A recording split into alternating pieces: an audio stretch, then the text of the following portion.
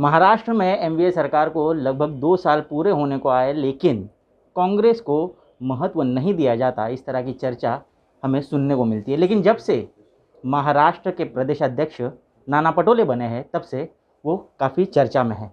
नाना पटोले हमारे साथ में हैं और उन्हीं से जानने की कोशिश करेंगे। पटोले जी, काफ़ी चर्चा होती है आपके बयानों की, विवादास्पद बयान आप देते हैं, इस तरह का एक आरोप आप पर हमेशा होते आ रहा है। क्या ये जानबूझकर किया जा रहा है?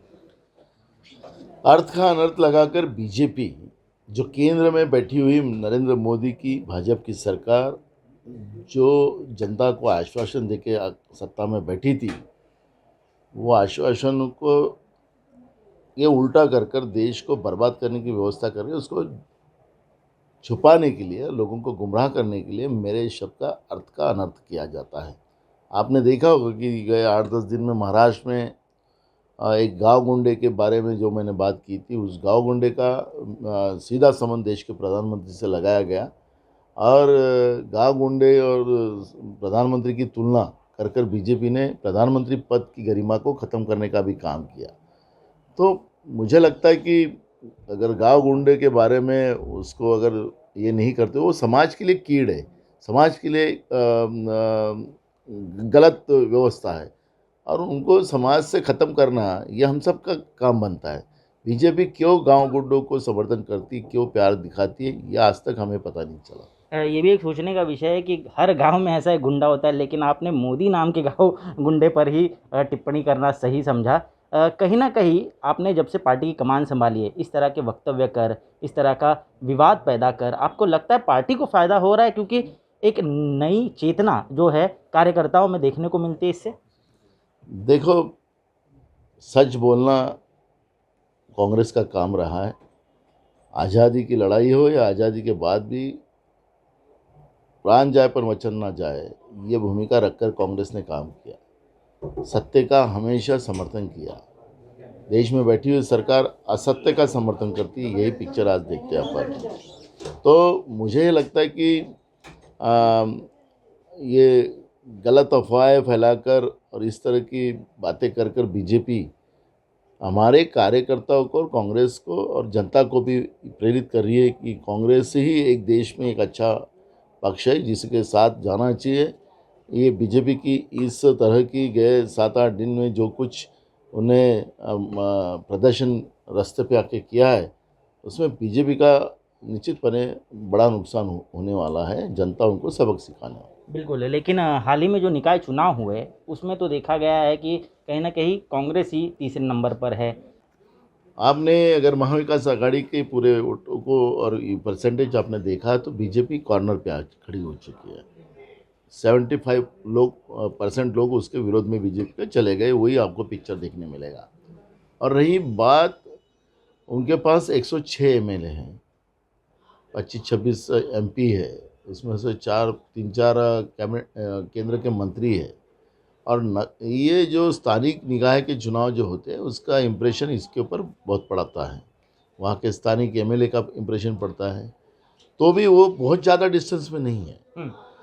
कांग्रेस के पास सिर्फ 44 एमएलए हैं और इनके पास तो 106 एमएलए हैं। तो कांग्रेस कोई ज़्यादा फर्क नहीं है और उसको अभी हम कवर करेंगे। अब आने वाले चुनाव में कांग्रेस ही एक नंबर है। क्या रणनीति रहेगी कांग्रेस के आने वाले चुनाव की? देखो, ये महाराष्ट्र ये कांग्रेस विचारधारा का रहा है और पुनः लोग कांग्रेस को ही अब सत्ता में लाने की कोशिश कर रहे हैं, कांग्रेस को आशीर्वाद देने की कोशिश कर रहे हैं। और मुझे लगता है कि अब देश में एक ही पर्याय जो बचा है वो कांग्रेस ही है, जो देश की आबादी को, देश की आज़ादी को, देश के संविधान को संभालने का काम सिर्फ कांग्रेस कर सकती है और सबको न्याय दे सकती है, सभी जाति धर्म को न्याय दे सकती है। इसलिए लोग कांग्रेस के बाजू में खड़े हो जाए। राष्ट्रीय स्तर पर कांग्रेस का महत्व कोई नकार ही नहीं रहा है। हम बात करें अगर शरद पवार जी की, उनका कहना है कि एक नए विकल्प के लिए कांग्रेस ज़रूरी है। प्रशांत किशोर ने एक इंटरव्यू में कहा कि कांग्रेस को एक तगड़ा अल्टरनेटिव देना होगा। लेकिन अगर गोवा में देखें, अगर यूपी में देखें या मुंबई महानगर निगम के चुनाव में भी देखें, कांग्रेस एकला चलो रे का ही नारा क्यों दे रही है? देखो, जो भी अलायंसेस है हमारे साथ, वो अलायंसेस की भूमिकाएं बदलते रहती हैं और कांग्रेस ने हमेशा बीजेपी को रोकने के लिए हमेशा कोशिश करती रही है, क्योंकि बीजेपी के वजह से देश की आ, सांप्रदायिक ताकतों को ज़्यादा ताकत मिलती है, देश टूटने के समय आ सकता है, देश के संविधान को धोखा हो सकता है। और कांग्रेस ने हमेशा इस बात को ख्याल में रखकर लोकल अलायंस को भी साथ में लिया, लेकिन कई अलायंसों ने समय पे धोखे दिए और कांग्रेस को कमज़ोर करने की कोशिश की। और लोग भी यही चाहते कि कांग्रेस एकला चले और कांग्रेस के साथ लोग खड़े होने के लिए तैयार है, और इसलिए हमारी हाईकमान ने इस तरह का निर्णय लिया। क्या रीजनल पार्टी पर विश्वास नहीं है कांग्रेस को? देखो, कांग्रेस ही आरोपी बनती है। बीजेपी के साथ जितने भी रीजनल पार्टियां थी, कौन सी कायम है अभी? पंजाब में उनके साथ की पार्टी चली गई, महाराष्ट्र में उनके पास 25 साल से शिवसेना थी, वो चली गई। उनके साथ कहाँ है वो? आखिरी कांग्रेस ही उसमें यह है।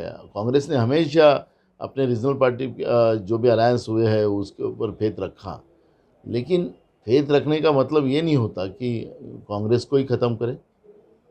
पोस्ट पोल अलायंस की कितनी गुंजाइश होगी?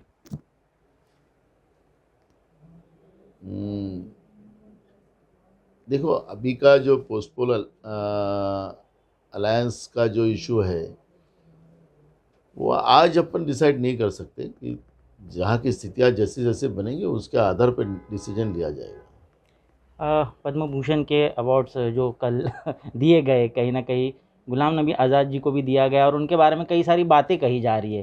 हालांकि हमने देखा बुद्धदेव भट्टाचार्य जैसे बड़े नेता ने उसको नकार दिया। क्या बड़े नेता जो है कांग्रेस के, जो एसेट माने जाते थे, वो कहीं ना कहीं बीजेपी के राह पर चल रहे हैं? आरपीएन सिंह भी तो चले गए। देखो, कुछ लोग सत्ता के लिए रहते हैं, कुछ संघर्ष के लिए रहते हैं।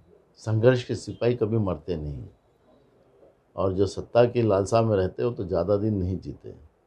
संघर्ष आज भी, महात्मा गांधी का संघर्ष हम आज भी याद करते हैं, बाबा साहब अम्बेडकर का संघर्ष हम आज भी याद करते हैं, महात्मा ज्योतिबा फुले का संघर्ष हम आज भी याद करते हैं। तो संघर्ष कभी मरता नहीं, और जो सत्ता के लिए जीते वो ज़्यादा दिन नहीं जीते। इतना ही हम संघर्ष के सिपाही है, कांग्रेस के सिपाही है, हमें यही होता है।